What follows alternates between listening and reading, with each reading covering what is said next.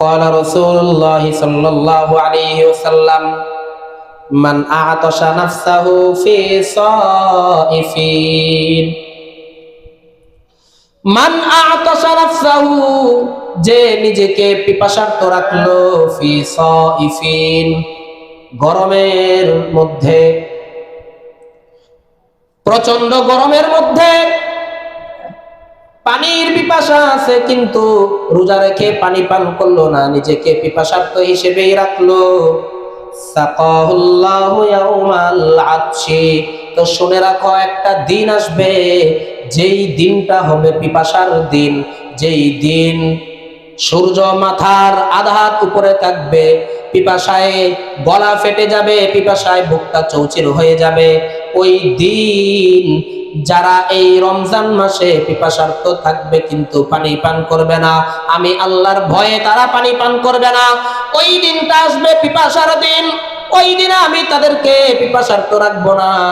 যারা দুনিয়ায় আমার জন্য পিপাসার্ত ছিল, সেই পিপাসার দিনে আমি তাদেরকে পানি পান করাইয়া দিব।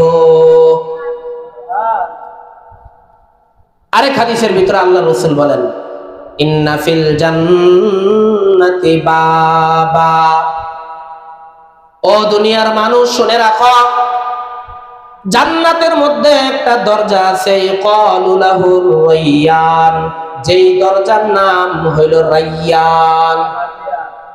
বলেন দরজার নাম কি? রায়্যান।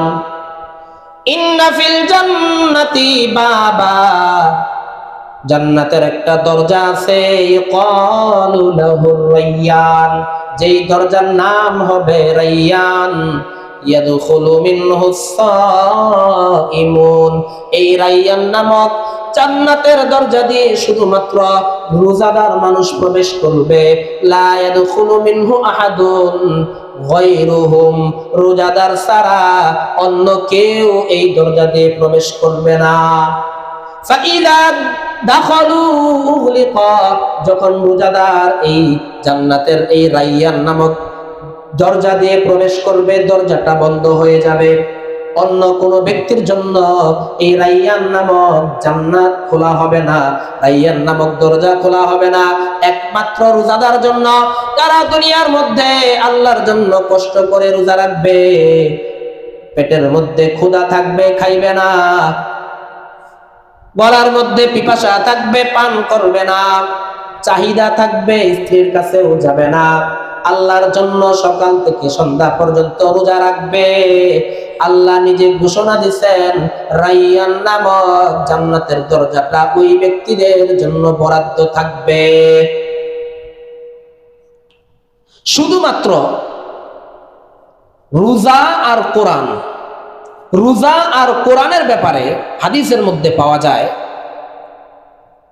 আসসিয়ামু ওয়াল কুরআনু ইয়াশফাআনি লিল আবদি ইয়াউমাল কিয়ামাহ, যে রমজানের এই রোজা এবং কোরআন যারা রোজা রাখবে তাদের জন্য, এবং যারা কোরআনের প্রতি মেহনত করবে, কোরআন পড়বে, তাদের জন্য কোরআন, রোজা আর কোরআন এই দুইজন মিলে সুপারিশ করবে কিয়ামতের দিন। যতক্ষণ পর্যন্ত বান্দা জান্নাতে প্রবেশ না করছে ততক্ষণ পর্যন্ত রোজা আর কোরআন মিলে তার জন্য সুপারিশ করবে।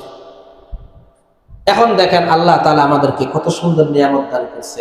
এক তো রমজান মাস যখন আসে আমরা রোজাও রাখি, সাথে সাথে সারা বছর কোরআনের খবর নেই বা না নেই, রমজান মাস আসলে ঠিকই কোরআনের সাথে একটা সম্পর্ক আমাদের তৈরি হয়।